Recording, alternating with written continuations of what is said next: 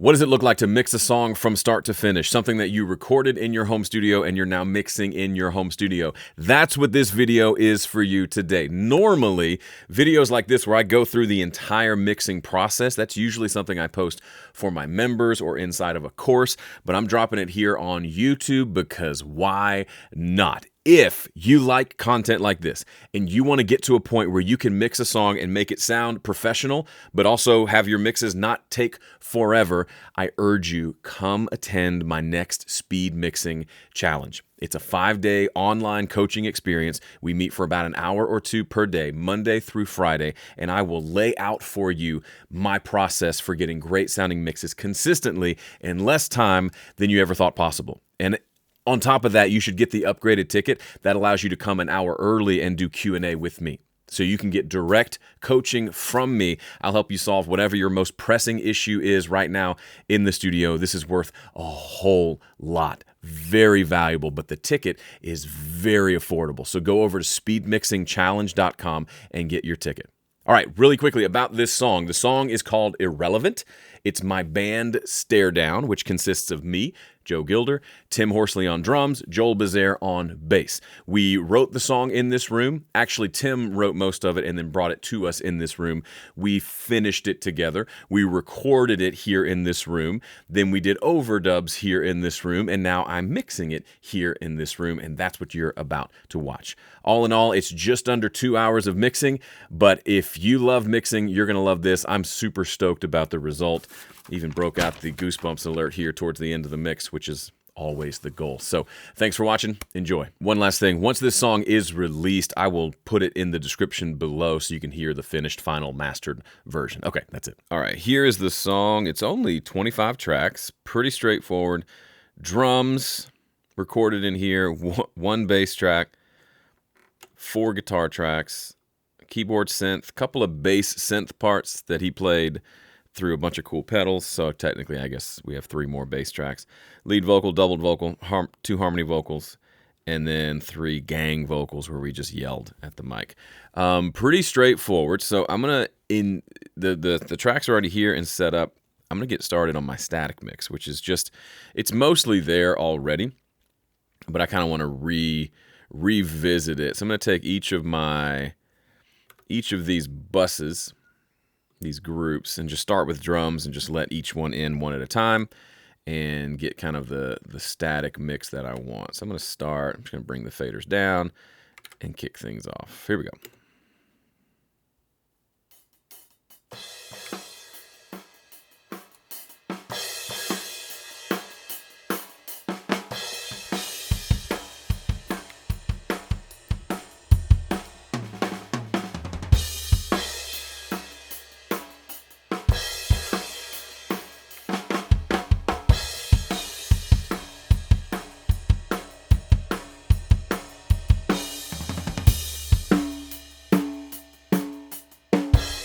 Normally, I don't use plugins in the static mix. This is an EQ that we put in there during the recording session because there was a ring. There's always a ring on the snare. We did this EQ on the snare. I'm just going to put it in here.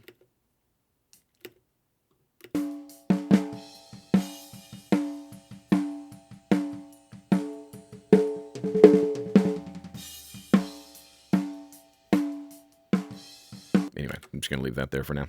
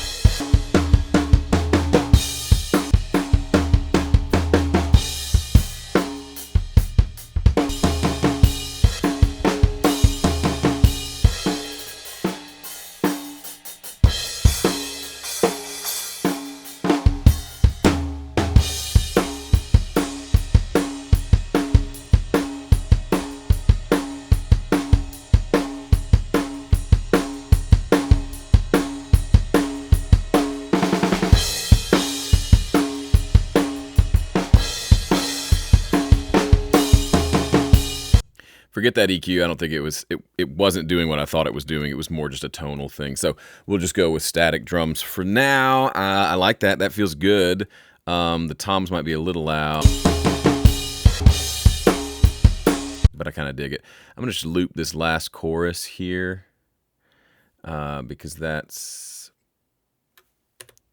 the biggest part of the song. We'll spend I like to do most of my static mix.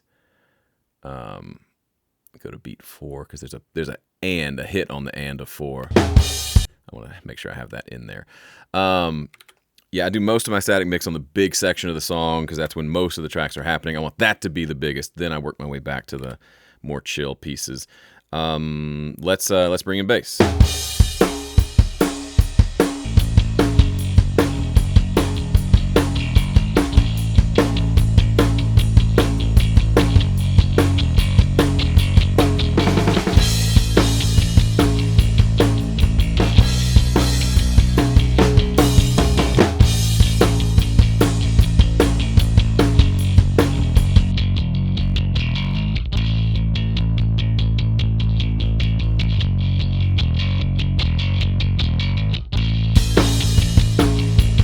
All right, you can tell I'm going to want to push the volume in the room because it rocks so hard. So I'm going to preemptively turn up the mix in my room, the speakers, just so and turn down the faders just a little bit because otherwise I know I'm going to go too loud here pretty quickly.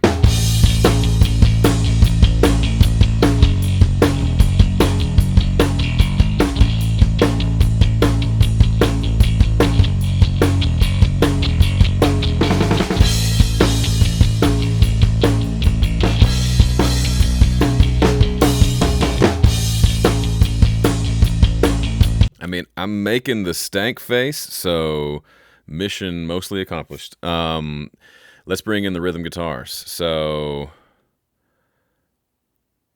I've got a bus here. What's going on? This is my bus for the rhythm guitar. So these two guitars go here. There's a high guitar and a solo. Let's just hear the rhythms for now. Let's bring them up.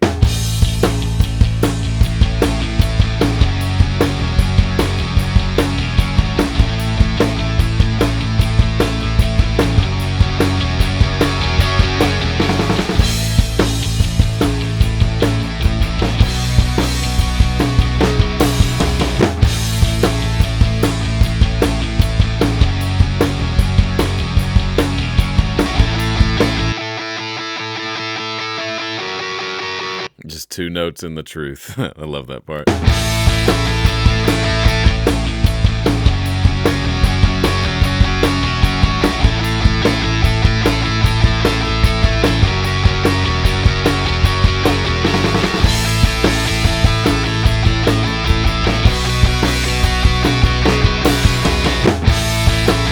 Don't care about the vocals right now. I don't generally care about vocals on the static mix. I'm going to not worry about them. The rest of the tracks, there's a synth that plays during the intro. Let's get that. And the bass synth parts as well. So let's get those in here. Well, let's go get the guitar solos. We have all the guitars in. So here's coming into the solo section.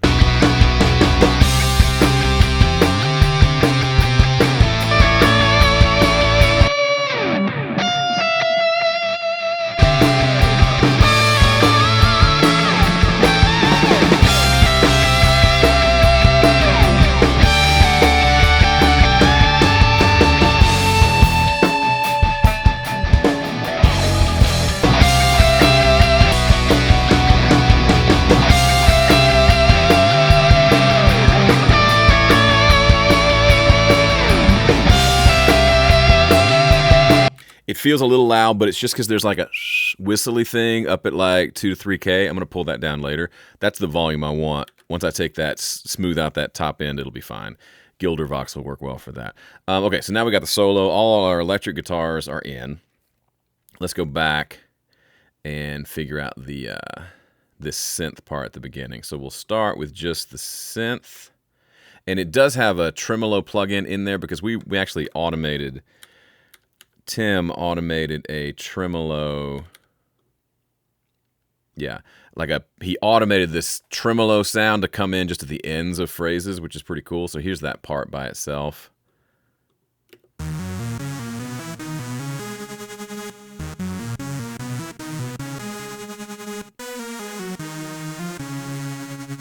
So almost kind of like a B3 Hammond thing, but like synthy. So that's there. So I want to make sure we get that level right on top of everything else. So this is the synth. We'll call this just synth.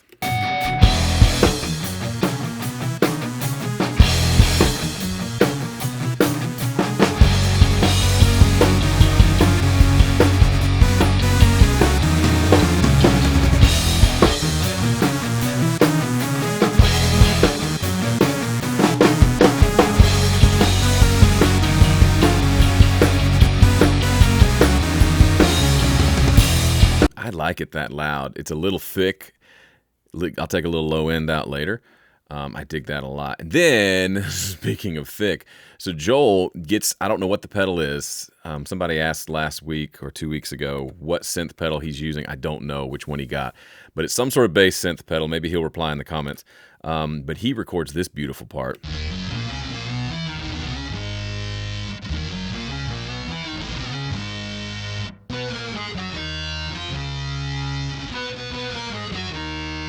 I mean, it's just so good. That's a bass guitar through his amp with a bunch of stuff happening.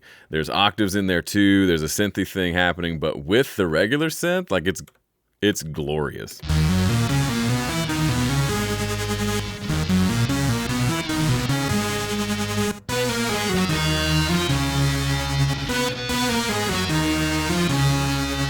It's got enough difference like between the two that like timing variations are enough to just make it really cool.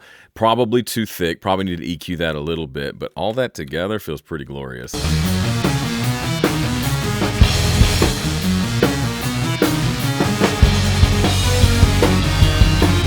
Okay, it's too much synth now. And I've got all these bass synths routed to a synth bass. Why is there a piano instrument here? You can go away. Why is presence? Hang on, sorry. I must have added a piano at some point. I don't need you. Thank you. Okay. So let's turn both of these down a little bit now.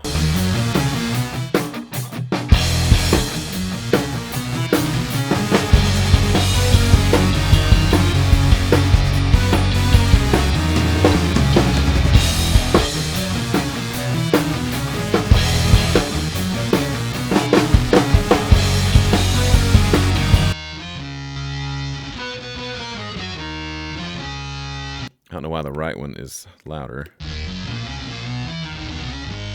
Okay, that's cool. Man, that's a cool part. I want it to be featured, so I'm gonna err on the side of too loud, probably.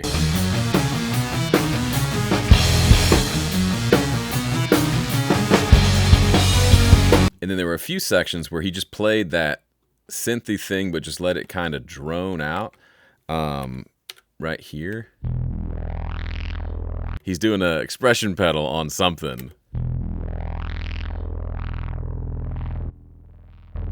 So we just ducked it down for certain sections, but I just want to make sure that level is right.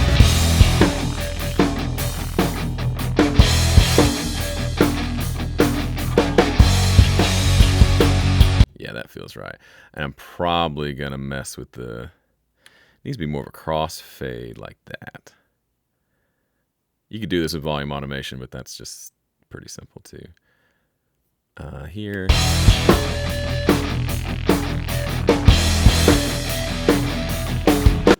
like that a lot. It's like a tiger, an angry tiger. All right, let's just make these a little bigger. That'll be fine. Okay, cool. All right, so that synth is there. It comes in later.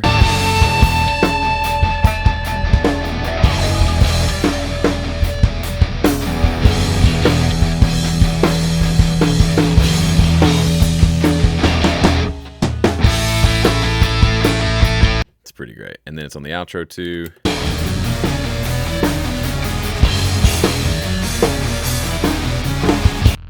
I don't know if we need it on the outro. Is it on the intro? Let's check. It's not on the intro. I don't know if we need it on the outro. Honestly, I don't think we'll hear it, so I'm going to mute it for now.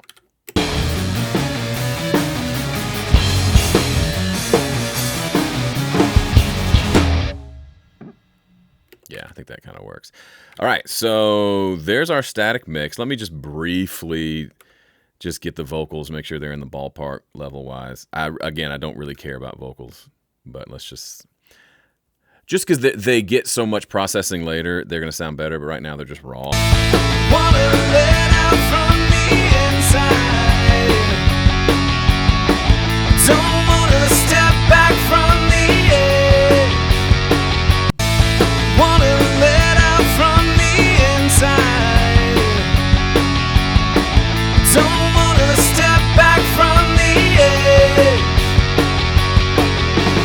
I wanna let out from the inside. Don't wanna step back from the edge. I wanna let out from the inside. It's just so dirty. Wanna let out from the inside. It's gonna need some EQ, so but levels there, levels close enough, that's fine. And then let's check on our gang vocals. These are literally just us standing around this microphone, just yelling that last line of the chorus. It's very much just yelling, like, our rage won't subside. Are we irrelevant? so funny to me. Makes me happy. Our rage won't subside. Are we irrelevant? Wanna let out from the inside. Our rage won't subside. Are we irrelevant? Wanna let out from the inside. All right, we're pushing the levels. It clipped a little bit over here. I think we're good. I think that vocal frequency is causing it to sound clippy. But instrumentally, I think we're great.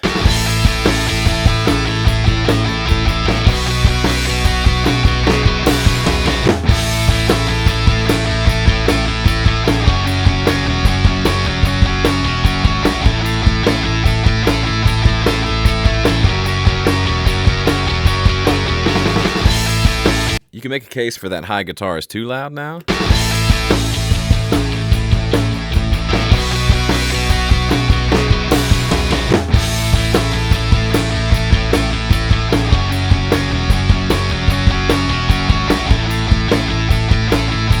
It's like 2 dB down. That seemed to sit. This was the last guitar we recorded, and it pulled everything together. Just so simple. It was just 2 notes, but it added, there wasn't enough kind of chiminess to the main rhythm guitars.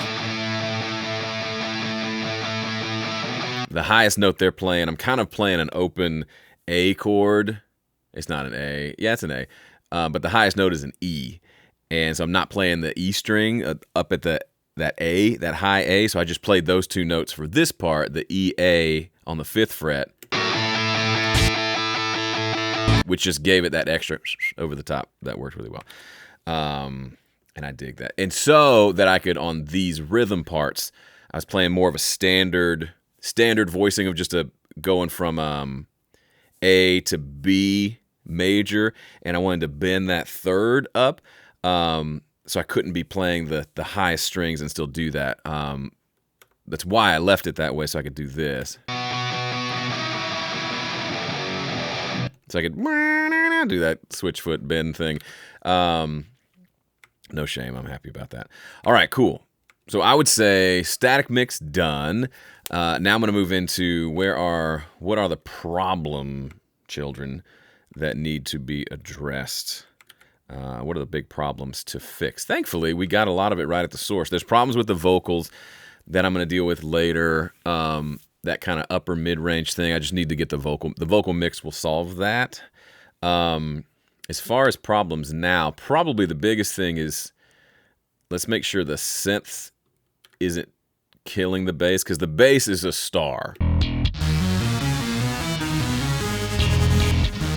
I want the synth to be good, but I don't want it to be too thick. So the first thing I'm going to do is take these the synth bass and put an EQ on it. Okay, during production I did this to it, which sounds like this.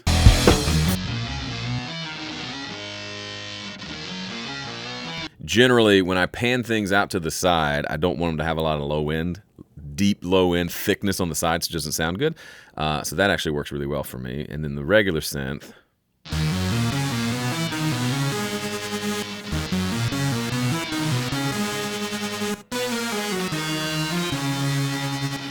Now, what if this is the keys bus. What if I just take off a little bit of low end overall? Well, it's not.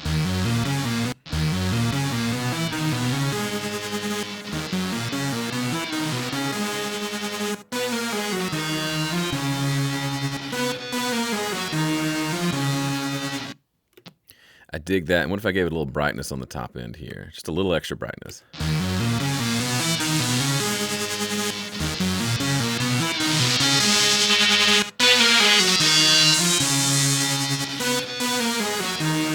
I like the fizziness of that 7K.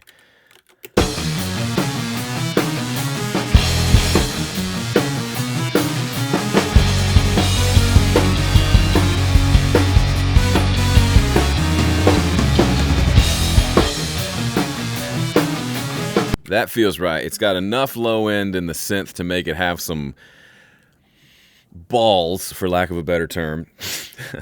Shouldn't have said balls. And then, but the bass still has its big ol' bow bow, which I love. We spent a good amount of time dialing in just the right, because I wanted all that metallic. It's a Stingray bass, so it's all that metallic chick, chick, chick, chick. But I wanted it to have enough low end to still like punch too, and I think it does. What else we got? What other problems should we address?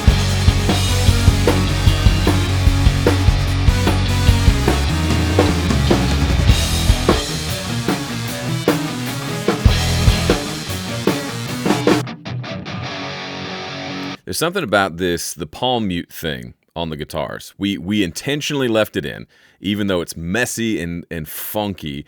It just adds to...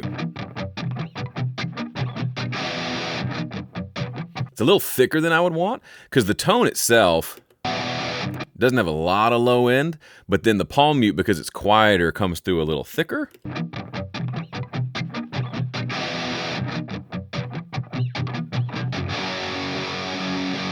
So I think the palm mute thickness could be adjusted. So let's just put an EQ. This is my rhythm guitars.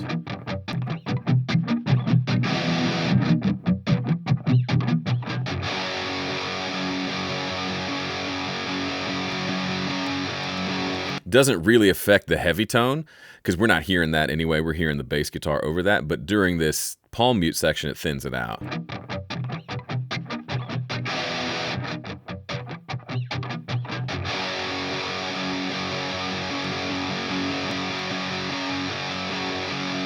All right, that's cool. Yeah, it pushed that chicka chicka just back a little bit without having to change the volume, which I appreciate.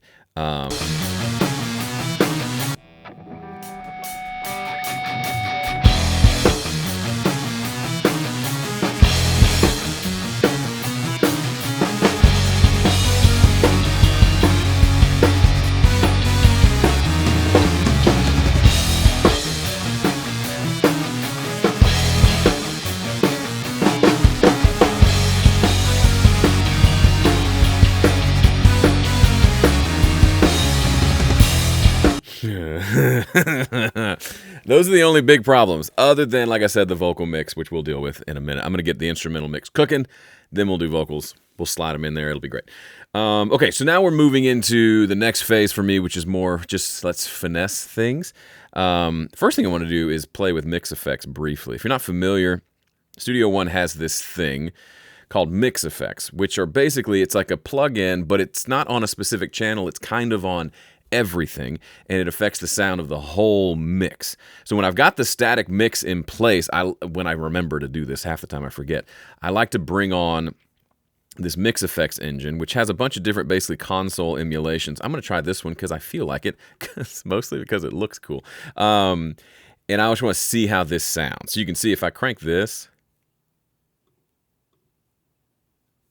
no, it must have a noise gate. Normally it adds a lot of noise.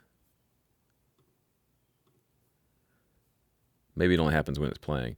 Anyway, you can add noise, which is kind of funny. You can add gain or drive, so like the sound of a console, the transformers or tubes, depending on the console. Adding some character, you can control how much of that. You can control something about how the transformer works.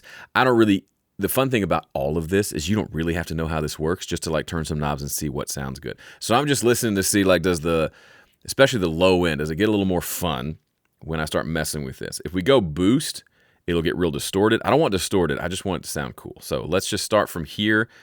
I'll leave crosstalk. A little bit of crosstalk can be kind of cool. I'll leave it on, and then let's go from there. Let's do this check at that big chorus. Otherwise, I don't know. Yeah, let's do it here.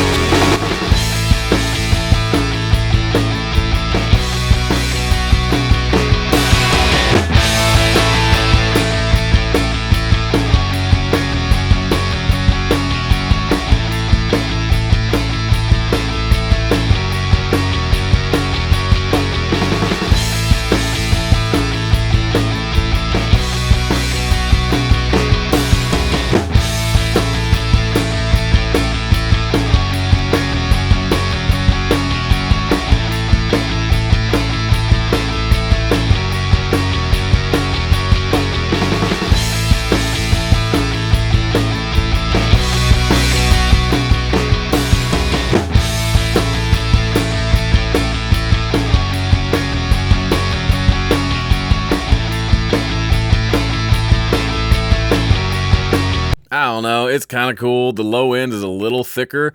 I kind of like it. I'm kind of good with it. I'm going to leave it alone. The vocal, if the vocal comes in later, the problem with this is if I add the vocal, it can actually start bringing in distortion. For this song, I'm not going to care because I'm probably going to distort the vocal anyway. So, yay.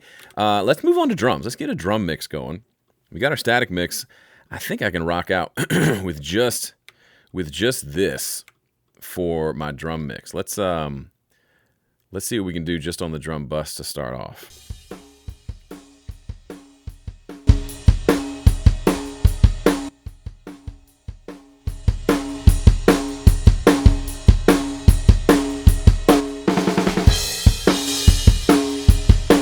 You might think, oh, it sounds better already. It's just volume. We haven't done anything really to the sound, which I think is hilarious.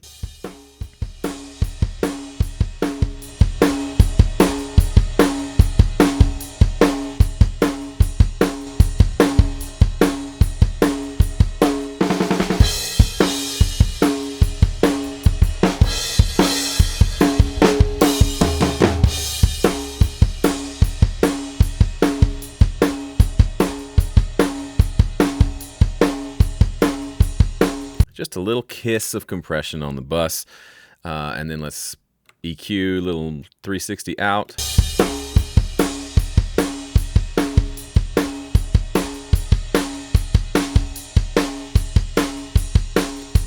Little extra snap on the kick and the snare.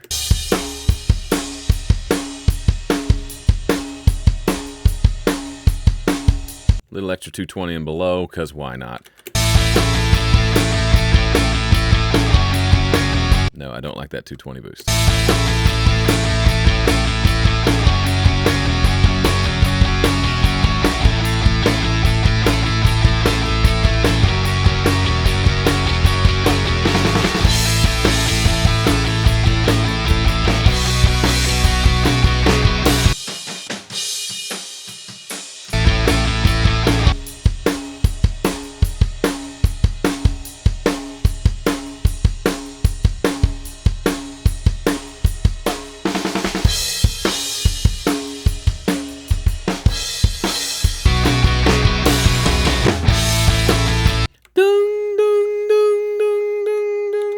That's the snare. I want to get rid of that.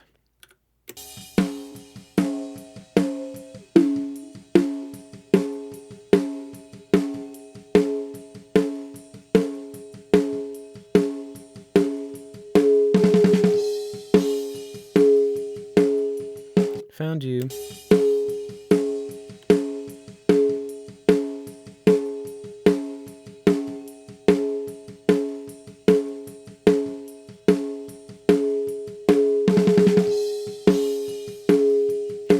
it continues to ring between hits, then you know you found it. And we're just going to pull that down.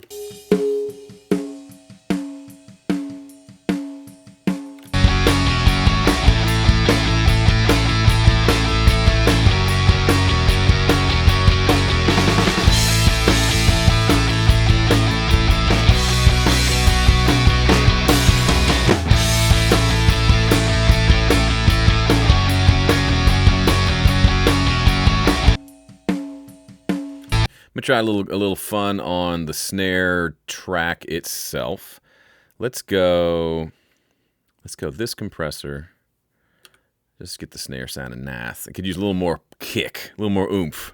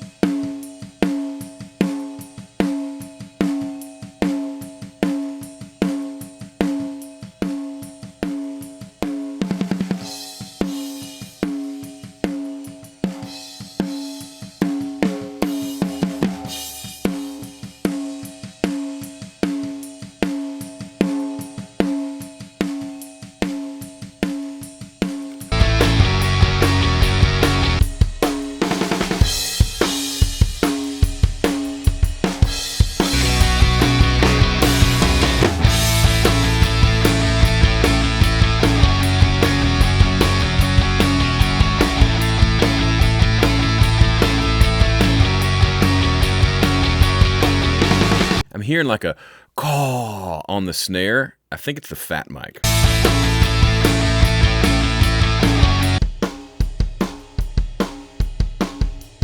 Yeah, that one gets a little gross in the mid-range. Let's just EQ that real quick like.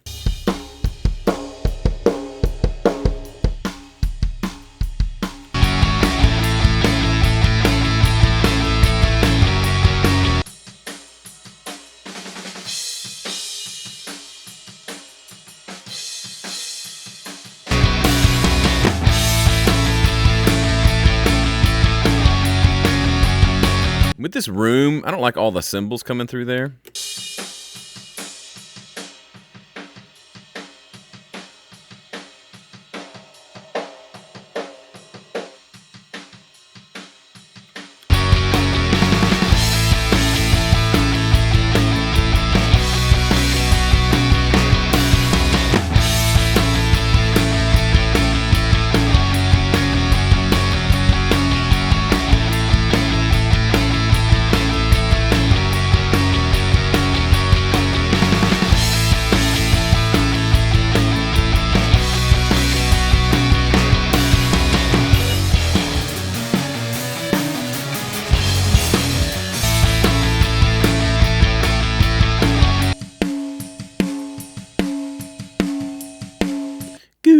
Now that's bothering me. I don't like to go hunting for too many wabbits, but this is one I'm going to deal with.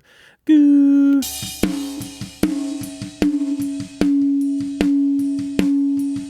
I don't want it to be gone. I just want it to be a little less.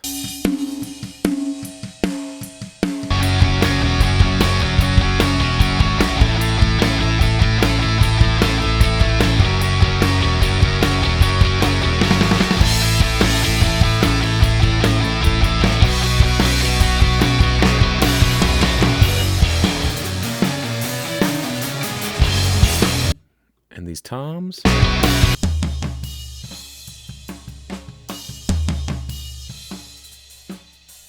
Yeah, I just like it. I like the way they sound. They just sound good. Tim, do you? Okay, you do play the first tom.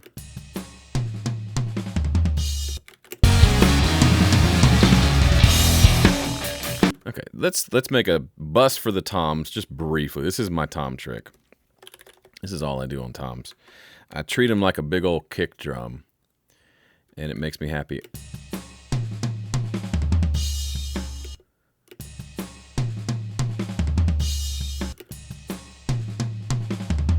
The low one just needs to be a little bit louder.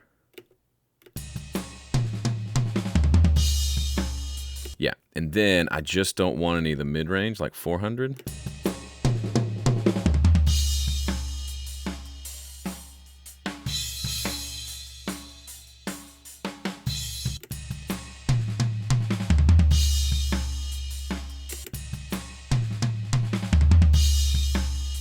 And all that ringing, do not care at all. Unless it bothers me in the mix, which I don't think it will.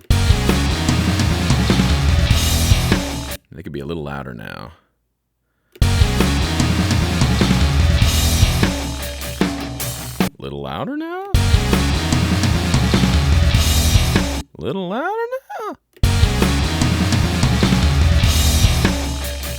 He doesn't play the toms a ton. He hits them real hard, just these triplet thing, not triplets, with these like 3 hits.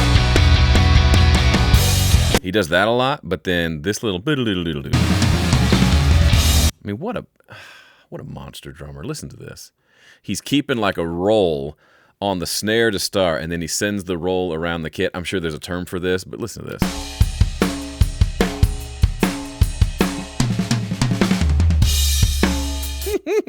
Daddle-daddle-doodle-daddle-doodle-daddle-doo.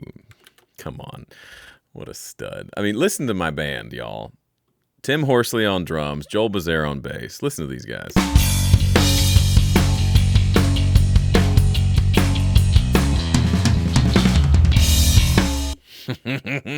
And Joel with his classic little melodic riff. And slapping the low, I think it's a low E. Oh, boys, if y'all are watching this, y'all make me happy. I love you to pieces. Okay.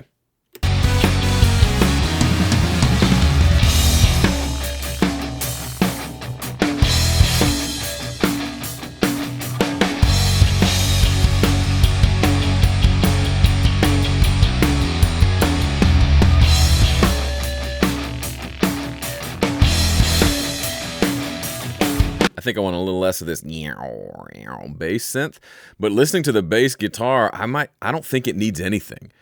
Like, legit. It's got low end, it's got top end, it's got all the things I would typically try to add to it to get it to cut through. It just feels lovely, even at like the intro.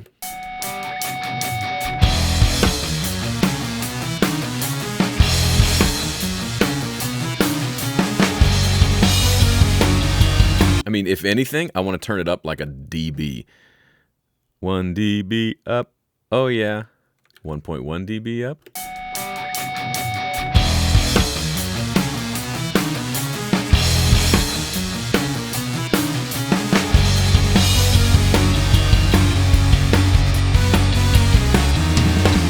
And then maybe bring the rhythm guitars up a little too.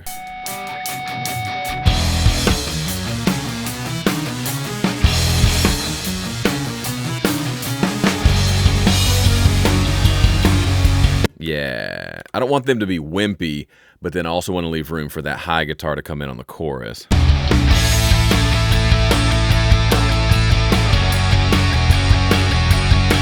Sick. Sick, sick, sick. What else do we have? We have the solo. Let's get the guitar solo rocking. That one...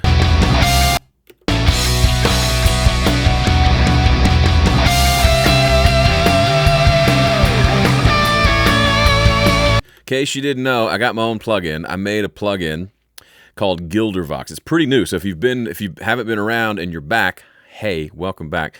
What is all this? I don't remember asking it. Folder vendor. What is happening? You'd think I hadn't used Studio One before. Give me my hold please. Effects. It's this. Is it the tag cloud? What is this? Used to not be here. I don't want this here. What is happening? Did I hit something? Okay, I must have hit that search button. Sorry. You think I would know better. Anyway, Gilder Audio is my plugin company. GilderVox is my first plugin. It is a vocal plugin that just kind of has all the right tones, but works great on guitar, specifically lead guitar, like this one. Specifically, this smoother knob goes and attacks that upper 2.6K range that can be real obnoxious.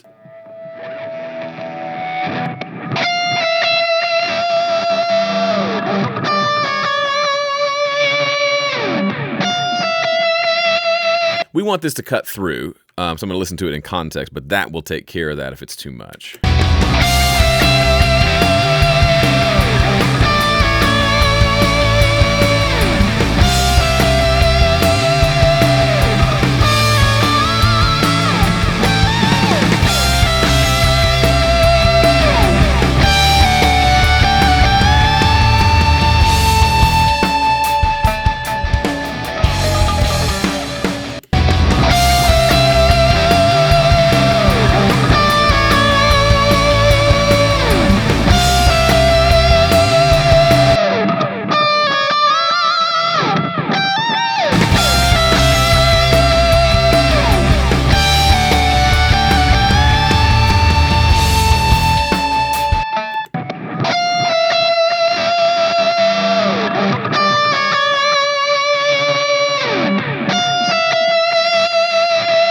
There's something else there that GilderVox isn't going to fix. There's like a high frequency thing.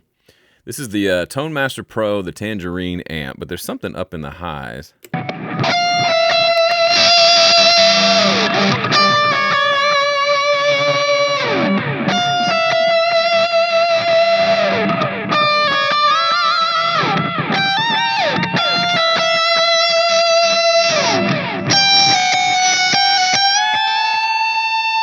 I like that a little better, and then maybe less of the smoother here.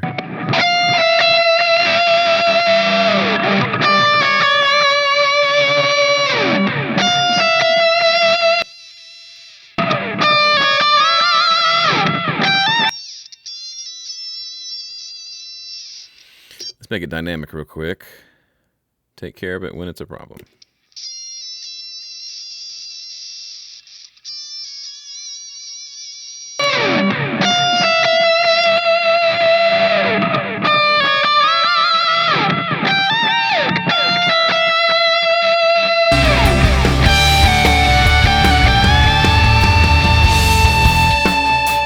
That ring is a little much. I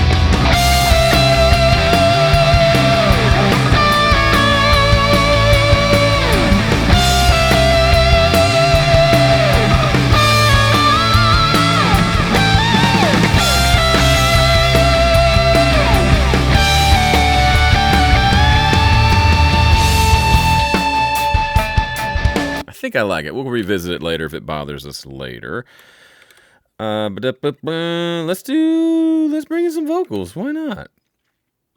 Let's just do the verse vocals. So I'm gonna just hear the verse vocal. I see him, I scratch my eyes. Life's created hypnotized. Wanna let out from. And let's do the big chorus like we've been doing. Wanna let out from the inside.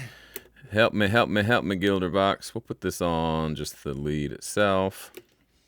Wanna let out from the inside. You hear that kind of Wanna let out. smoother takes care of it. Wanna let out from the inside. Don't wanna step back from the edge. Rage won't subside. We irrelevant. Wanna let out from the inside. Don't wanna step back from the edge. Rage won't subside. We irrelevant. I like that. There's a double that will treat similarly, but I want it to have its own. Wanna let out from the inside. More de-essing. Don't wanna step back from the edge. Less slap. Rage won't subside. We irrelevant. More distortion. Blended. Wanna let out from the inside. Don't wanna step back from the edge. Rage won't subside. We irrelevant. I like that a lot. Let's go no slap on this one and a little less slap on this one. Wanna let out from the inside. Wanna let out from the inside. Just still too spiky. Wanna let out from the inside. Wanna let out from the inside.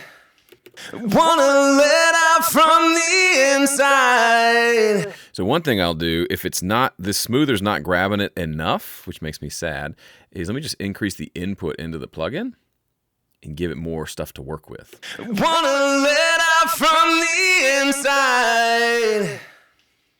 Wanna let out from the inside. Wanna let out from the inside. I like that better.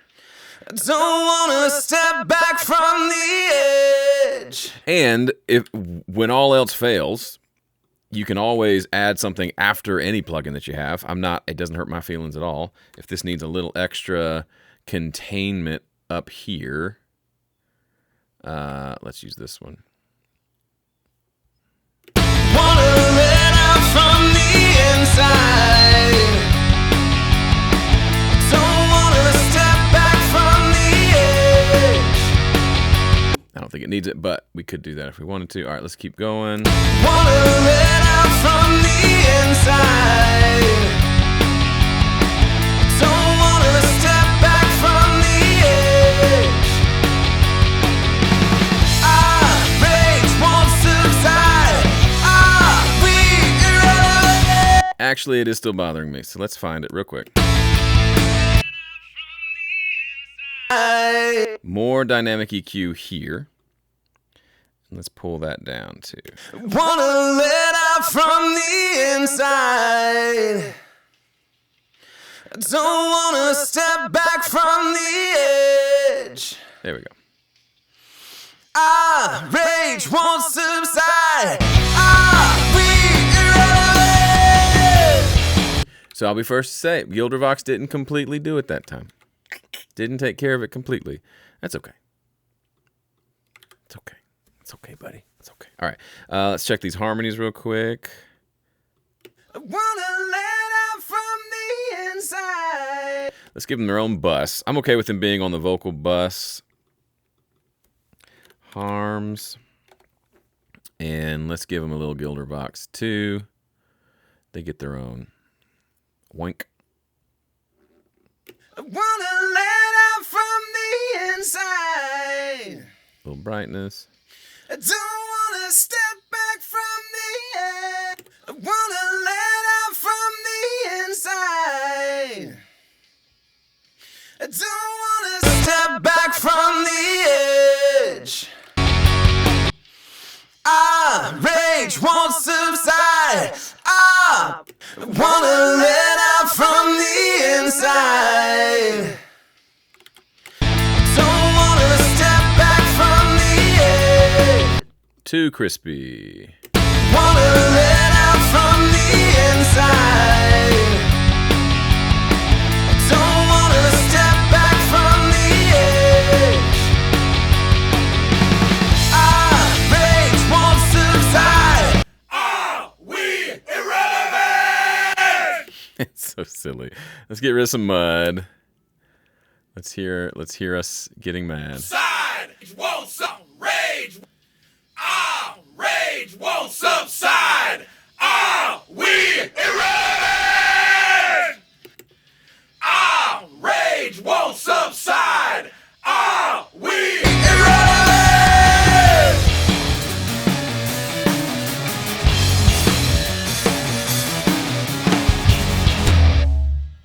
I mean, that's pretty great. Let's see how things are sounding on like the verse. I see him, I scratch my eye. Life's created, hypnotized, mesmerized. Gaslight and slap me in my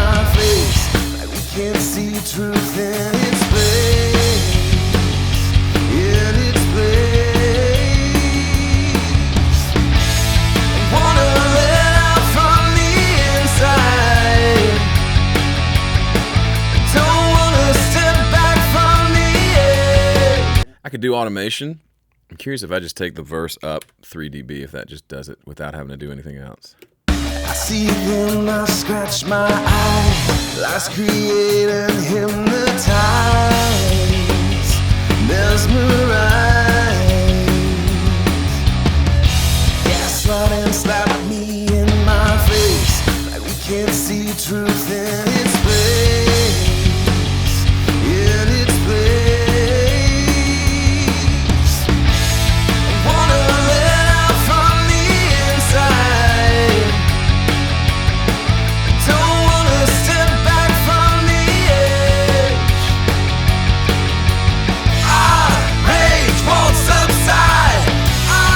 We irrelevant.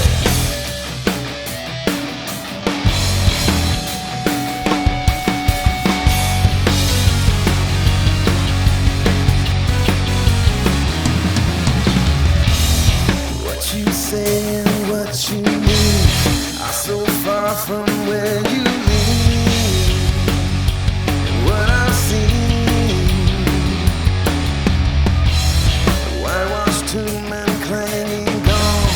You're not right, they're not wrong, they're not wrong. Wanna let out from the inside. Don't wanna step back from the edge. Our rage won't subside. We irrelevant.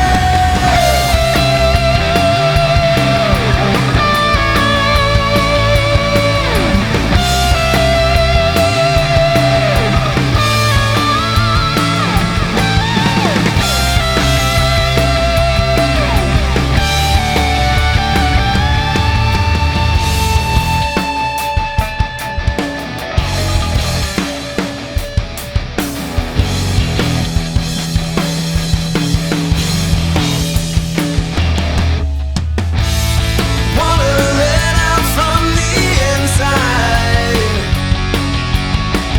Don't wanna step back from the edge. Our rage won't subside. We irrelevant.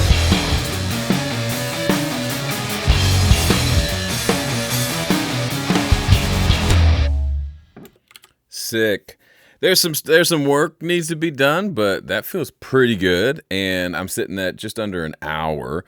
So I'm going to take a break and I'll be back. Okay, I'm back. Cannot stress enough the importance of breaks when mixing. The specific amount of time you mix and take a break, you figure that out. But I feel like there are a few mixing problems that a lunch/Netflix break cannot cure. All right, so let me let's get back into it. I want to see how this. I remember I turned up verse 1 on the track itself. I want to see how verse 2's feeling.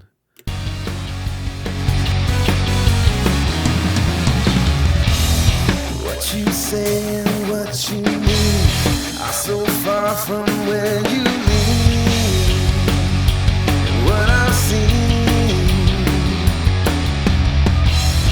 Whitewash tomb and clanging gong.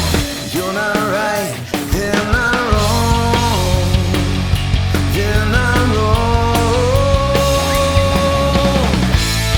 Wanna let out from the inside. Don't wanna step back from the edge. All right. I just decided I want to try triple vocals there. I'm duplicating this vocal track, and we're going to do some switcheroos. We're going to slice everything at the downbeat, and we're going to switch some things around. So this is one take. These are two separate performances. I sang this one, then I sang this one. These takes are different. And so if I want to take this vocal 2 and pan that left, and then vocal 3 and pan it right, then I need something different on the right that hasn't been sung here. So for here, I've sung these two. This one can come over. So we'll take, I'm going to copy this down.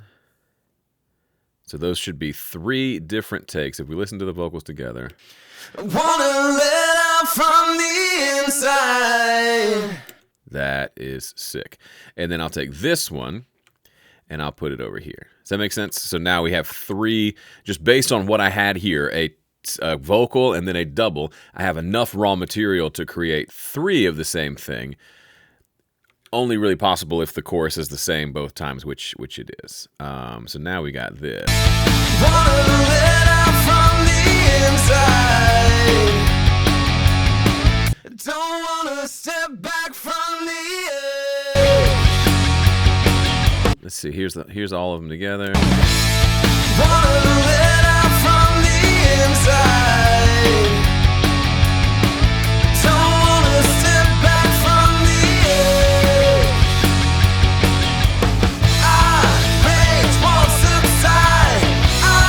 We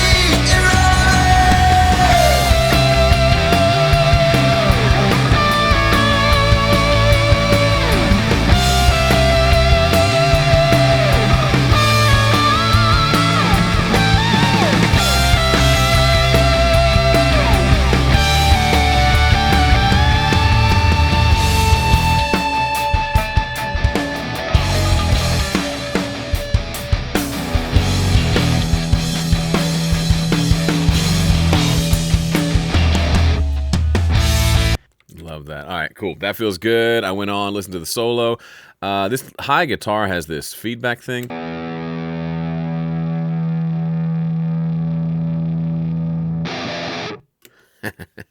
I don't love that. So let's kill this. I don't mind the feedback here, but I think it needs to maybe fade in. And maybe fade in pretty abruptly. So this is more of a production thing, but...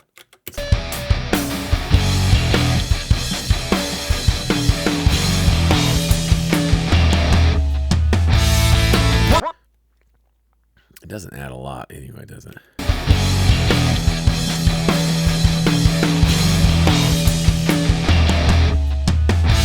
Yeah, it's the wrong feedback. I actually might want to steal the feedback from... earlier. I used this feedback for the intro. What if I put that here? And then, does it need to have this da-da-da? Might as well. So we'll cut this here. We'll paste this here. And kind of have this just kind of feedback into the da-da-da maybe? That might be cool. Let's see.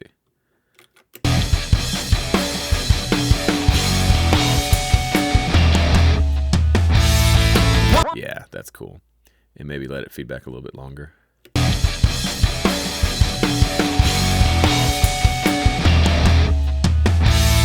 wanna let out from the inside. Don't wanna step back from the edge. Okay, let's get the harmonies. They're a little too clean. Let's distort them. Why? Because we can. Let's go here. Wanna let out from the inside. Don't wanna step back from the edge. Wanna let out from the inside. Don't wanna step back from the edge.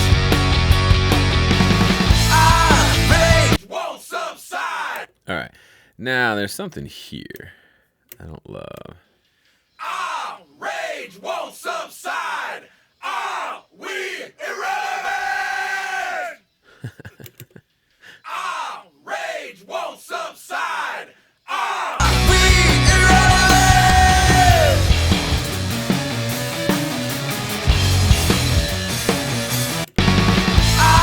Rage won't subside. Are we? There's still like a mid-range thing on these that I don't like. Let's find it. Rage won't subside. Are we irrelevant? Rage won't subside. Are we irrelevant?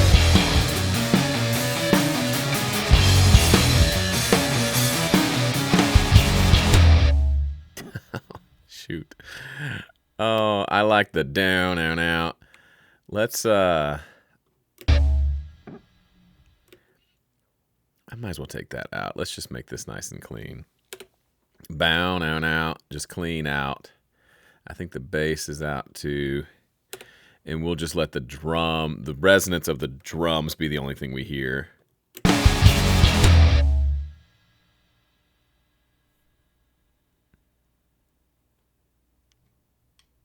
And the little click of the sticks at the end, I kind of like that. No one's gonna hear it, but someone will hear it, and we'll say, "Hey, that's a real drummer." maybe, who knows? It feels pretty good. I want to do a little bit of automation, specifically this guitar part.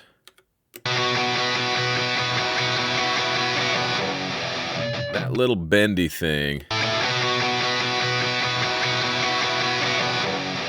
So it's just on the 2 rhythm guitars. So I'm going to create an automation lane for this rhythm guitar bus. Edit volume automation. There it is. And let's just push that up a little bit. Let me just listen to those. Yeah, I think that's what I want to do. So I'm just going to starts right here.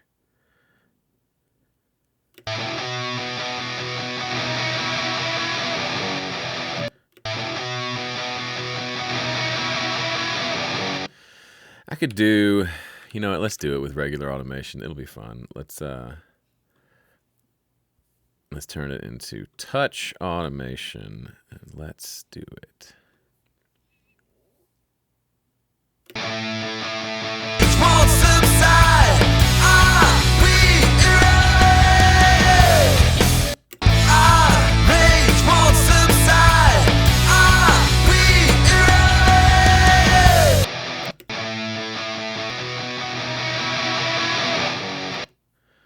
Well,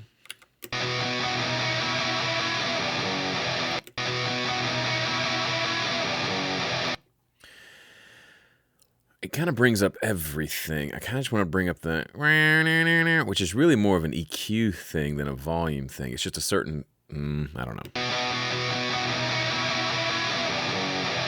Let me just throw an EQ on. Okay, there's an EQ on here already. What if we did?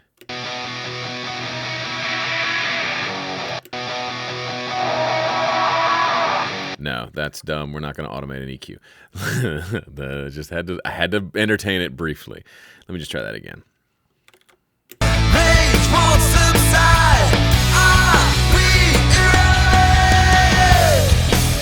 That's fine. That's all I want. Let me do it again at the end of this chorus.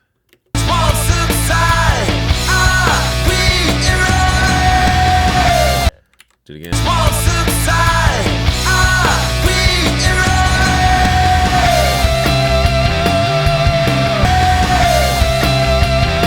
Yeah, and I want it off right before this and a 4. That's perfect. Cool.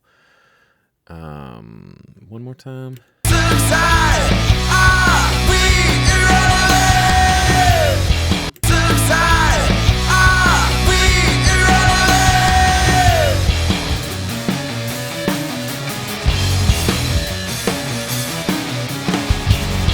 Always put it back into read mode, or you will be writing automation and not meaning to. All right, I'm gonna do. I think those are the things. So I'll be right back. 1 second. All right, this is my note-taking software. Just using Evernote for this. I'm gonna go through and listen, do a full listen down, and make note of anything that I want to adjust, want to change, and then we'll work from there. So I'm gonna do a full listen through to the entirety of the song without touching anything. Here we go.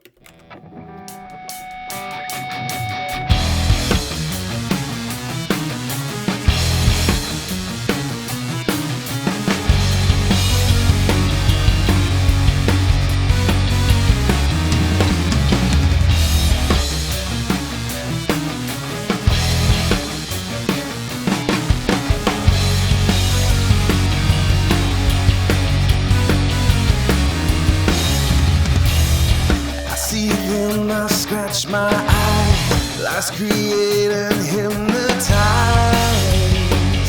mesmerize. Gaslight and slap me in my face, like we can't see truth in its place, in its place. Wanna let out from the inside, don't wanna step back from the edge. Our rage won't subside, our irrelevant.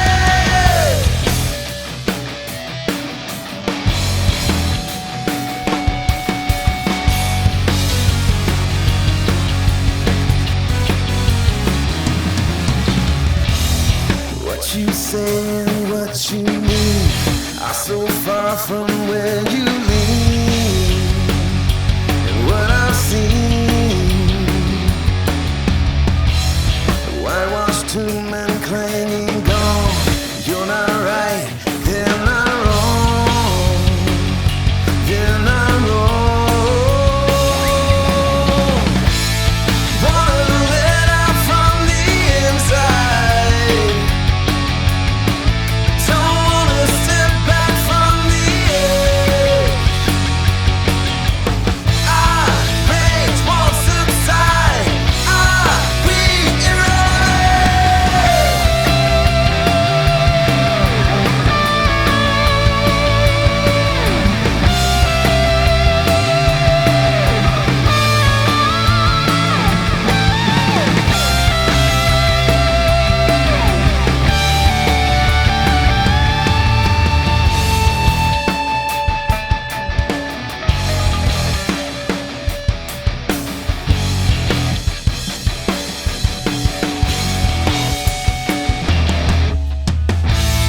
wanna let out from the inside, don't wanna step back from the edge. Our rage won't subside, are we irrelevant?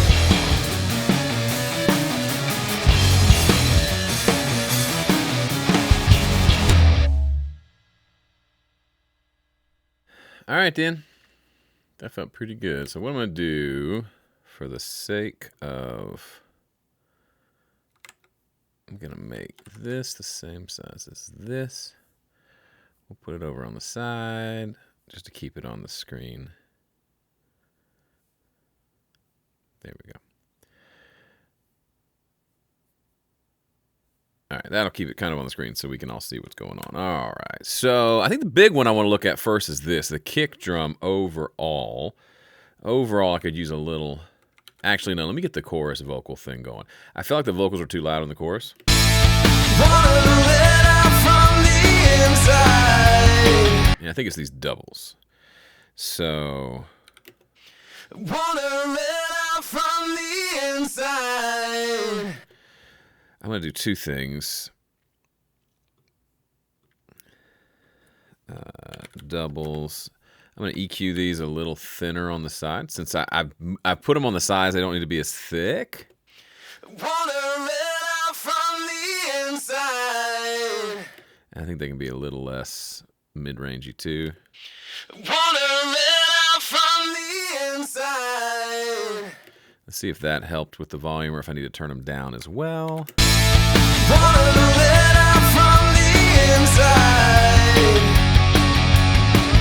don't wanna step back from the edge. Yeah, that sits back in a more pleasant way. Cool. Chorus. Fixed. All right.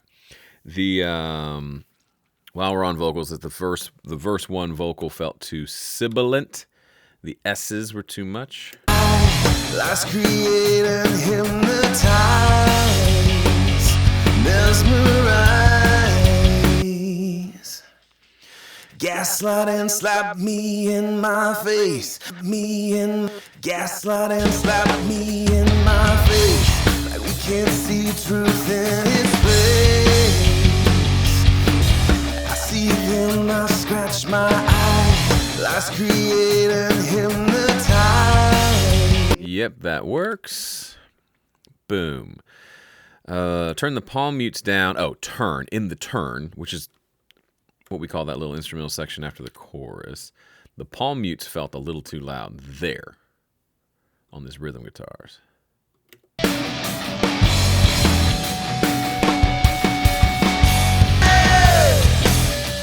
Oh, you know what? You know what? You know what? You know what? You know what? Check it.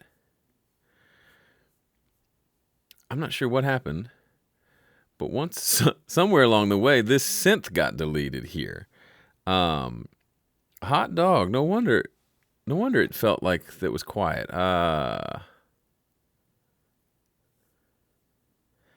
Let's just let me just copy this over. Copy you over. No, we gotta snap to, oh goodness. Copy over with snap to grid on. That was silly. Let's see if that's working now.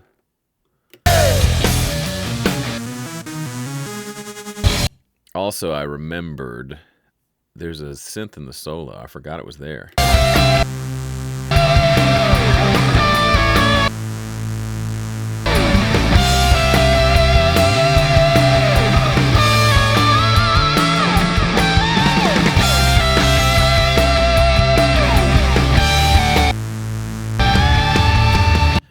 I think it's too loud. I don't know if I like it at all.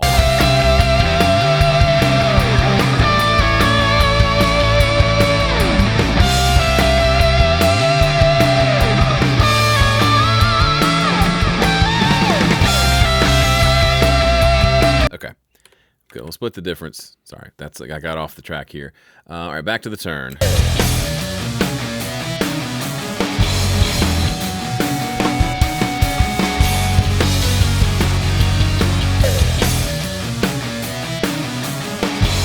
Okay, now I don't think the palm mutes are too loud because I couldn't hear the synth because the synth was deleted. So we've solved the problem I was trying to solve there was I couldn't hear the synth. Okay. High electric guitar down at the solo. Let's see if we still agree with that note here.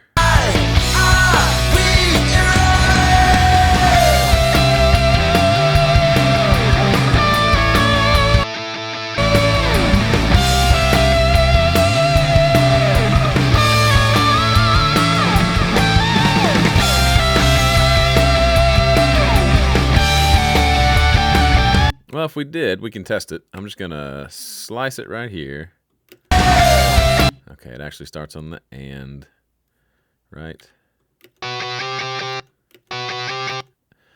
and, which is there, silly goose. Okay, let's just take it down 3 dB.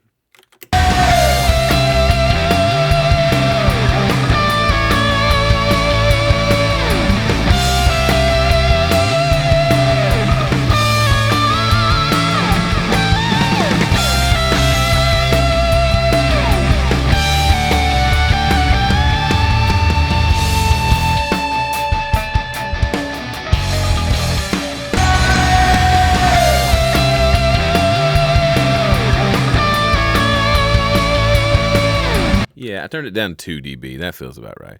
It was competing with the lead a little bit. Chorus 3 needs to hit harder. Plus it needs a bigger kick drum overall and maybe a thicker snare. And the right tom feels a little loud. Let's deal with all that. Right tom, chillax a little bit, bro. How about that? How about a couple dB? Yeah, I'm just gonna say that's great. Done. Fixed it. Thicker snare. Snare's interesting because you can have a sounding pretty great and thick in your drum mix. It's not all that thick, but then it gets even thinner in what comes across in your full mix. There's a couple ways we can go about it. We could go about it with EQ on our entire drum. That actually might work. Let's try this. This is my drum bus EQ, 220 hertz and below. Let's crank that because that might give me the bigger kick drum I'm wanting too. I like solving problems as simply as possible. Let's see.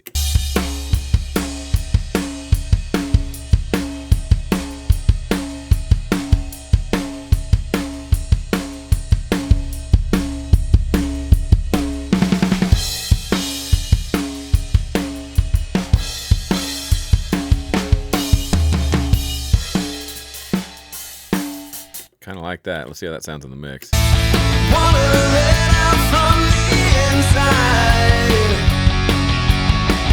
Don't wanna step back from the edge. Our rage won't subside. We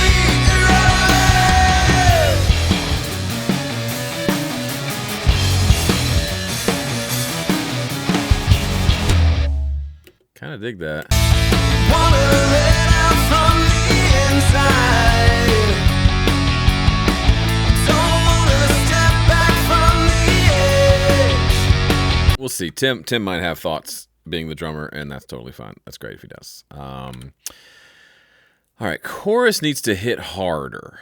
This is something that ideally the tracks themselves just hit hard. But this one felt like just that thing that happens sometimes where the chorus just isn't quite. Wanna let out from the inside. Don't wanna. All right, so what do we mean by hit harder? We could automate the whole thing to be a little bit louder. Wanna let out from the inside.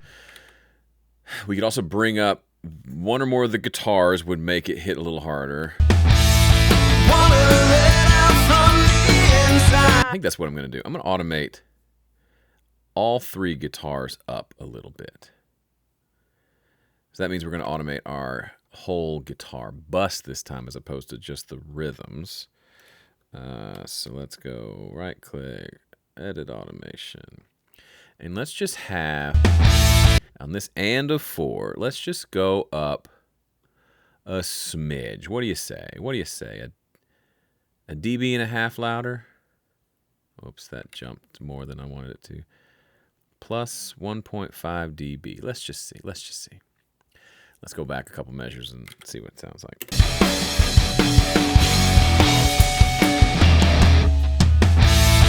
Wanna let out from the inside. Wanna let out from. Only thing maybe is I need to come in a little sooner. Just because the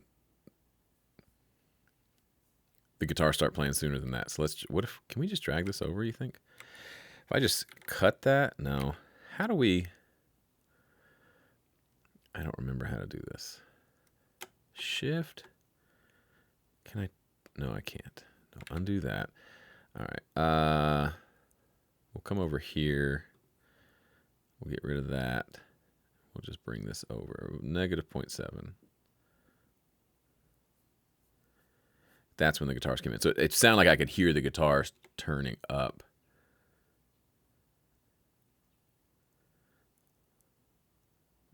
Right.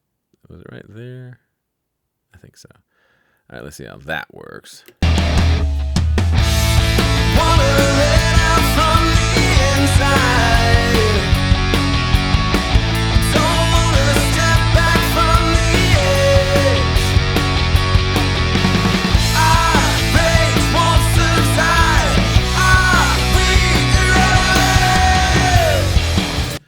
And I feel like this high guitar maybe doesn't need to go up. So instead of undoing that automation, I'm just going to bring it down just a smidge. Wanna let out from the inside. Don't wanna step back from the edge. Won't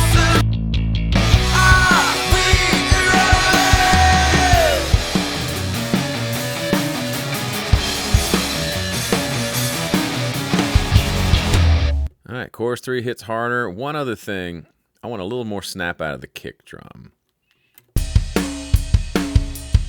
We haven't done anything to the kick drum mics. Let's throw an EQ on here. Let's just do it real quick, quick and dirty.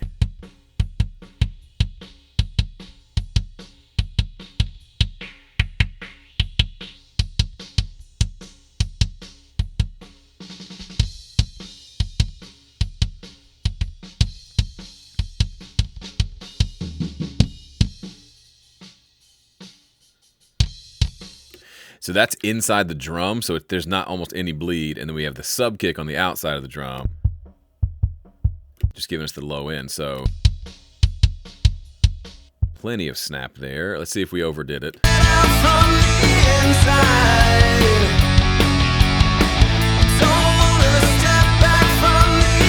Okay, 15 dB might have been a little much. Let's pull it back.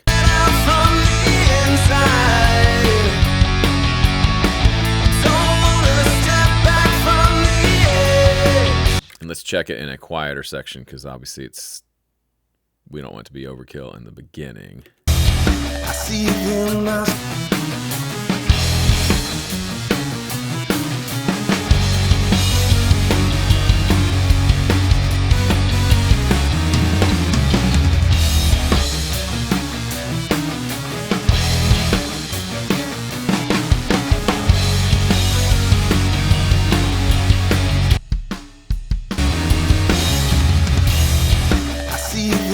Scratch my eye. Feels good to me, bro. I'm gonna call this a mix one.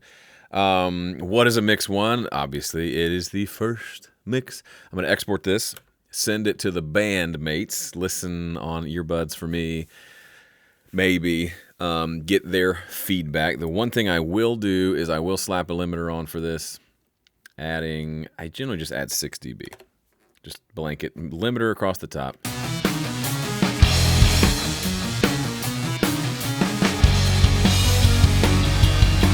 Just to get an idea of what the limiter is going to do to it. And I'm going to export this as irrelevant mix 1 MP3 between song start and end marker. And that'll be it. All right, cool. So if they say all approved, then we're done. I imagine I'll have some notes. They'll have some notes. Come back and I'll let you know what happens here in a little bit. Okay, hey, I'm back. It's the next day. Sent it to the boys, listened on earbuds and in my car. Noticed a couple of things, and actually I was in here getting ready to do some PreSonus videos for Studio One, and I was going to use this song just as the session that I'm using just to show some different things, and I got sucked in and made a few mixing changes without the camera rolling because I just was excited to do them. So let me talk you through a couple of things that we did. One thing was I'd forgotten we'd had a discussion as a band, and the guys loved the mix. They had like maybe 2 suggestions. One thing was we had a discussion to not have the synth part for the outro. I'd forgotten about that, and so I muted that out, just muted these regions. So now the outro is just the 3 of us. It's just drums, bass, guitar, which feels right. Here's what that sounds like.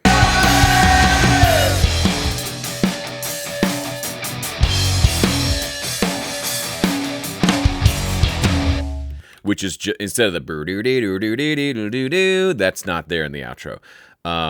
That feels better. The second thing, Joel said, can we bring the gang vocals up?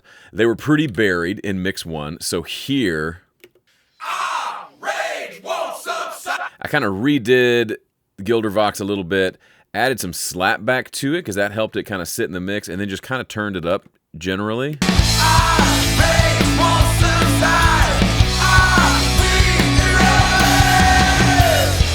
That feels right. If anything, it's a little on the lower side, but I didn't want to push it further. So that feels good. Also, I noticed that I didn't, remember when I was adding this third vocal here and here, I forgot to add one here on this last chorus, so I copied one over, and I think that worked. I think those are 3 that are separate. Wanna let out from the inside.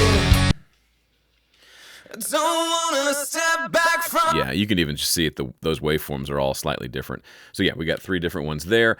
Also, on listening on headphones, actually, now I'm normally a big hard panning guy. Hard left, hard right, up the middle. Those are my 3 choices until it bothers me. Most people are timid with their panning. Don't be timid. Pan it all the way out there until it bothers you. But I actually felt like in the choruses, these side vocals here, I had them all the way to the right, and I brought them in quite a bit. And the way I did that was actually on the vocal bus, instead of changing the panning on these, you can see they're still panned hard left and right, harmonies as well. Instead of changing those, I just came over here to the panner on my vocal bus, changed it to binaural mode, and just brought the width in. So here's at 100% width. And then here is brought into 50%. Wanna let out from the inside. Don't wanna step. The reason being, I think the guitars coming in on the side are the stars of the show, and it felt like the vocals were kind of outshining it. And when I brought them in, they sat kind of exactly where I wanted them to sit. So let me play that for you. Here's the chorus. Wanna let out from the inside. Don't wanna step back from the edge. It just wasn't quite as, it almost felt like the vocals were being a little obnoxious, saying, hey, look at me, there's 3 of me now. I liked the tripled vocal, but it was too much, so bring it back down. The other thing that I did is, let me see here. Tim made a comment about the snare maybe being a little bit louder. Oh, actually, we'll get to that in a second. I noticed on this system, I wasn't hearing it. You might have been hearing it on yours. I especially heard it on headphones. Actually, especially heard it in my car that has like a little bit excessive low end. This tom, that woo was just ringing and resonating too much. So I came into my tom bus and I just rolled off this excessive stuff down here. I don't know if that's enough.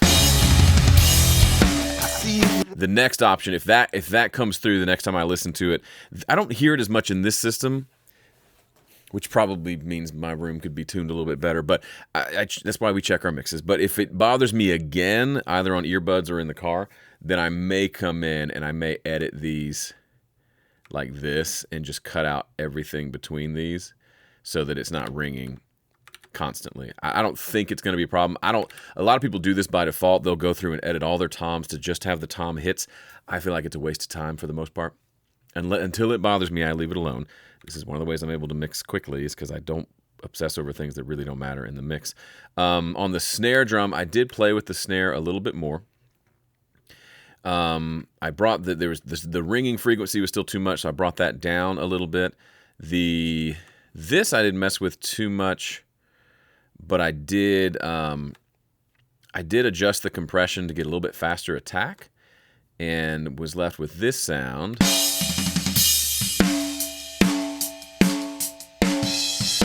It's got just that right amount of snap that I like, but in the mix I was feeling like something still felt a little weird. It's thick, which I like, but there's a little bit of, I did that boost here. That was boosting everything below 220. That was boosted more. I brought that down a little bit. I like that it's giving it some extra thickness, but there's a specific frequency that I don't love. And I heard it especially on the outro here when it's more by itself. Kind of a goom goom that I don't want it gone. I just want it a little bit tamed. So I added another EQ after the compressor. Why after? Because I want to just EQ the sound that I'm hearing. If I EQ before, the compressor might bring it back up. So I just put on a second EQ at about 191, which is this frequency. That kind of resonance right there. And just brought it down a couple of dB. Which I felt right. You can hear there's lots of bleed in that snare mic. I don't care.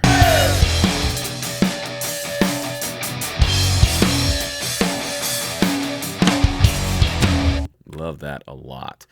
The only other thing is I noticed that those tom hits, to be loud enough to hear them, they were clipping my mix.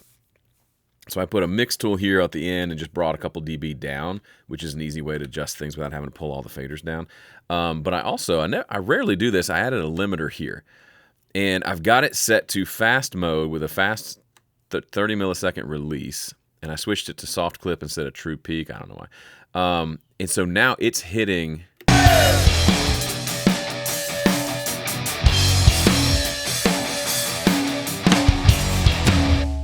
Yeah, it actually didn't do anything there. But occasionally with those big tom hits, it catches those peaks.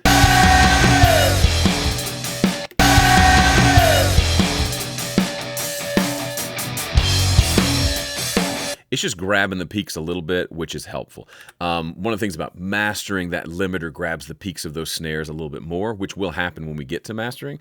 But I just wanted a little bit of that happening here. Just it felt right, and it sounded right, so I'm good with it. Those are the main tweaks. So I'm calling this mix 2 that I will send to the boys now for approval. All right, welcome back. This is a few days later. I've actually since hung out with Tim and Joel, but this is the text they sent back when I sent them mix 2. Tim says, didn't think it could get any better than it is. That's it, Joe, killer mix. That snare is so beautifully obnoxious. I love that. And Joel said, yes, holy crap, that snare is what I didn't know I needed, but I needed. Beautiful work, Joe. Beautiful song, Tim. So this song originated with Tim. The whole musical layout of it is all him, and then we kind of co-wrote the lyrics together. Anyway, I have my own thoughts. The main thing that bothers me is the low end, that deep, like sub 50 hertz on the kick drum and bass feels a little too much. It's a fine line because I'm going to put spectrometer on here because it's huge and I love how huge it is. But on certain speakers, like we have one of those Sonos single speakers, it's about this tall in our kitchen. I played it on there and that it struck me as a little bit much, which is going to happen when you use that sub kick to mic a kick drum. It gives you so much sub frequencies. This mic right here. Wait, not that. I lied. This one. So it gives you plenty to work with, and then of course the downside is not overdoing it. And so I think I'm going to pull that back a little bit. If we look at the spectrum meter here and just listen to the mix, say here at the last chorus.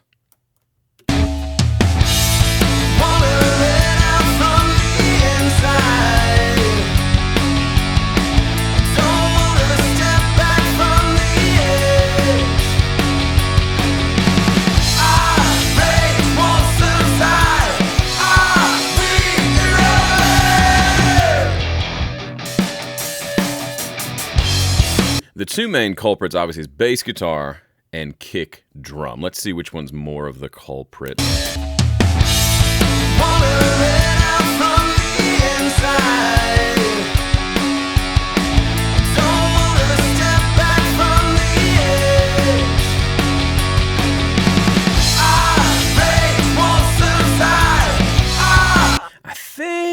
I think. Here's what I think. I think it's the very, very low end of the kick drum for the most part. So here's what I do. This will save you so much time. You might think, oh, cool, just go EQ the kick drum. You might think, oh, cool, just go change the EQ on the fat channel. Maybe. What I like to do is I don't want to mess with the existing thing. If I'm loving it, and it's just a little change that I want to make, I put another, even if there's already an EQ on the channel, I put another EQ at the end and I make this change. That way, this isn't changing how the compressor's working. It's not changing anything else. It's just changing what I'm hearing at the very end. So I'm going to go down to like 50 hertz on this sucker and just adjust a little bit. Let's do that.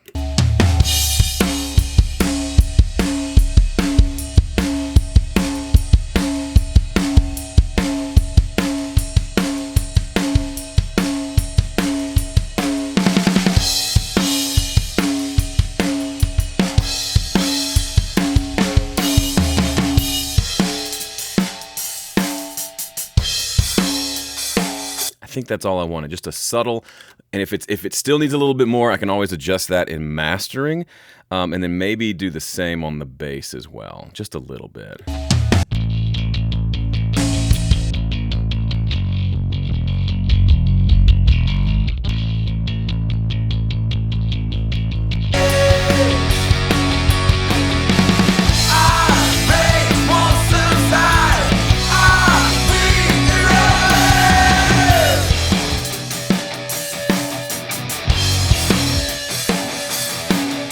And I just cranked the speakers in the room with me, because that's a great place to check too. Checking it at low volumes, high volumes. Let's check it. The high volume felt good. Let's check it at a low volume.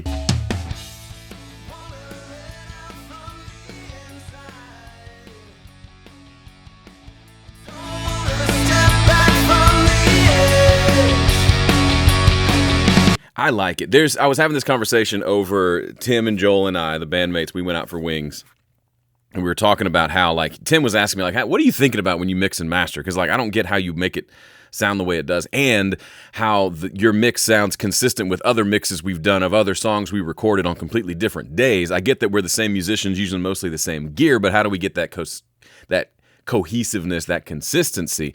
And I told him, well, a couple of things. One, like if I plop you down on any drum kit, it's going to sound like Tim Horsley. So you plop me down in front of any song, the mix is going to come out sounding like me. In this instance, my instrument is the mix itself. The way I hear it, the way I make adjustments so that these ears are happy is going to be pretty similar whether I'm mixing in Studio One or I'm mixing in Logic or on a console. Like I'm going to be chasing that same sound. And so that's why it can be pretty consistent from one song to the next, one session to the next, one complete recording project to the next. There's going to be a similar thread there because I'm in the driver's seat.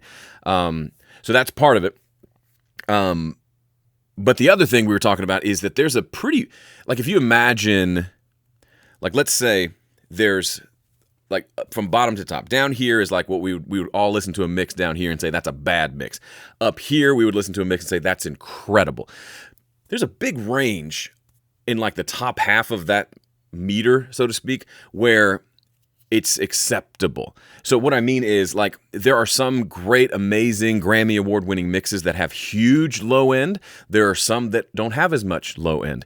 And there's like an acceptable range for each like group of frequencies or each group of instruments. There are some, songs come to mind where the vocal is incredibly loud, so much so that it's almost acting like it's causing pumping that's causing the rest of the instruments to turn down when the vocal sings. I'm thinking of that song from Seal. Was it Kiss from a Rose? His vocal was so loud. They talked about how it like triggered like pumping, but they liked it, so they kept it. So there's a huge range of what is acceptable within like the acceptable range of a good sounding mix, if that makes sense. So I could push this bass up or down quite a bit, and I think it would still count as, to my ear, both could be great. And that's part of what can be frustrating about mixing is both are good, so you just have to decide which one you like better, which one you think is closer to what people are expecting to hear, which one will play nicely when you put this in a playlist with a bunch of other pro-level mixes. Is yours going to stand out or is yours going to fit right in? These are kind of the considerations to think about.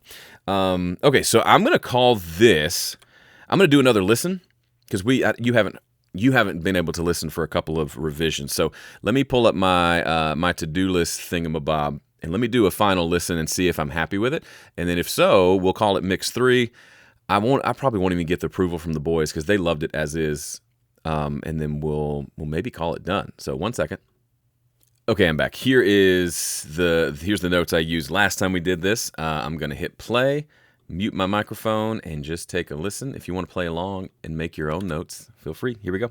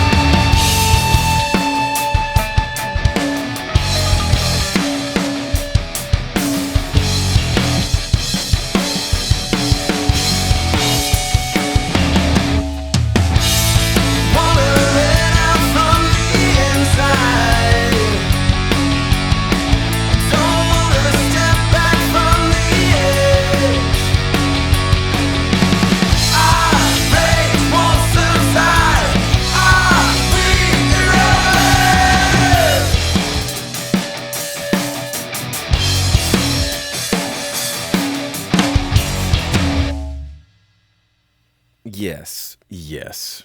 Yes. Yes. Okay, so I have 2 notes, which is generally how this goes at the end. You may have seen this one here. I wrote, end of course 1 made me feel things. You may have seen I held up the goosebumps alert sign. That's what we're going for. I felt things. Even on a rock song that makes me have a stank face and makes me like bob my head till my neck hurts, it also evoked some kind of almost teared up a little bit just because I love it so much. So that's the goal. Is this mix flawless? No. No, I could tweak this for a year and it wouldn't make it any better.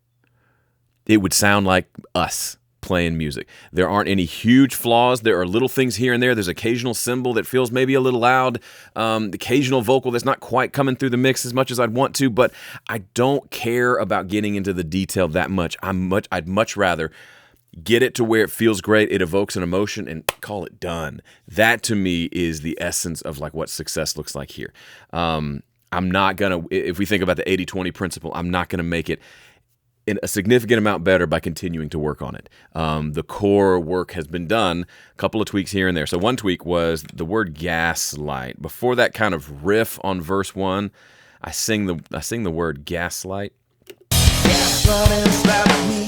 Just couldn't hear it. So simple solution is probably Gaslight and slap. Gaslight it. just turn it up. Gaslight and slap. Maybe the whole word.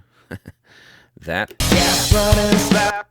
Gaslight and slap me. Gaslight and slap me.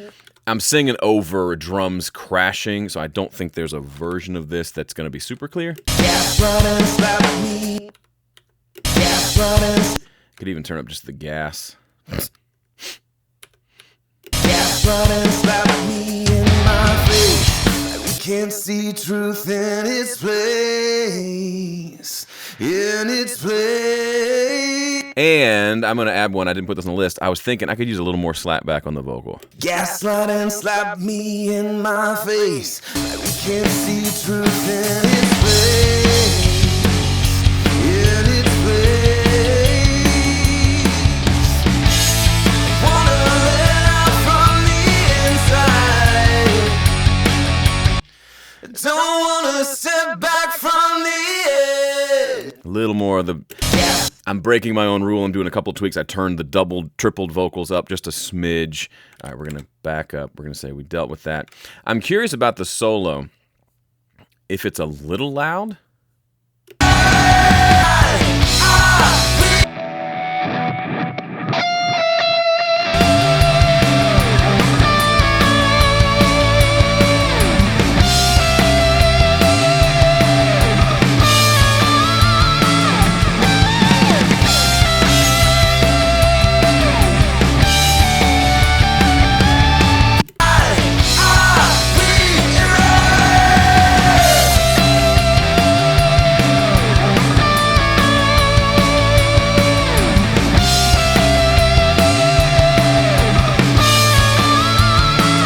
Okay, all I did was turn the smoother up just a smidge, because a lot of times loudness can just mean that upper mid-range, not really the whole thing.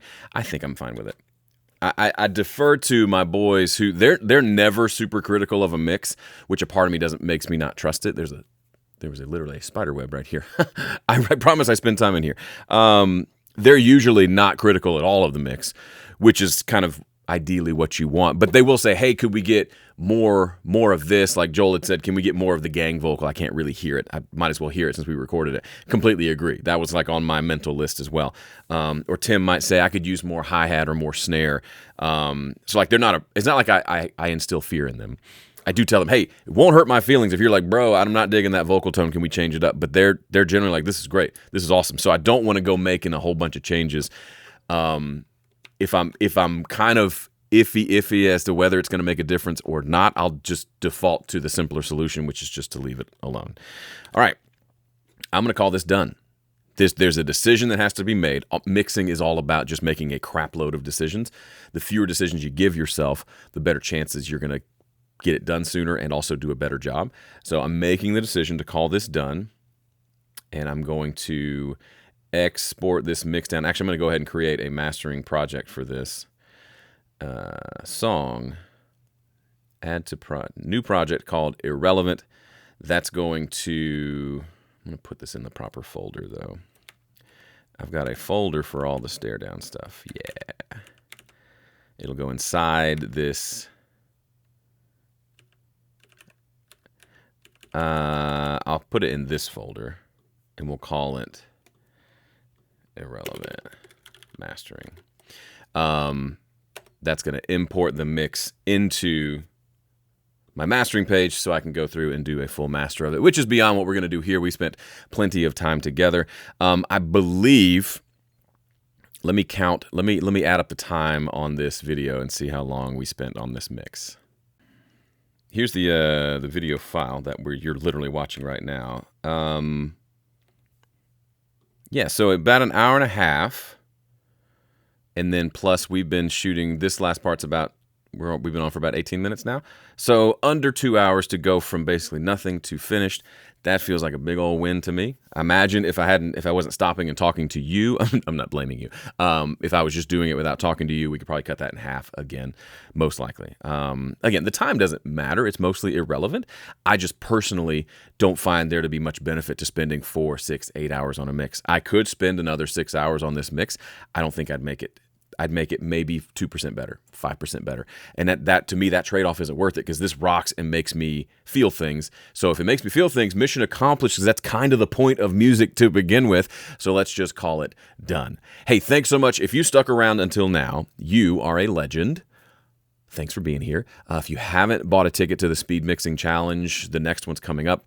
Go check out when that is. See if it works with your schedule. Do anything you can to be there because it is... If you want to see kind of the behind the mindset of how I'm able to do this and do it quickly and have fun with it and just, I've been doing this for so long, I still love it. I can't see any end in sight. I want that for you as well. Come join the Speed Mixing Challenge. Otherwise, if you like this, be sure to click like, subscribe, share, all that stuff, and I'll see you in the next one.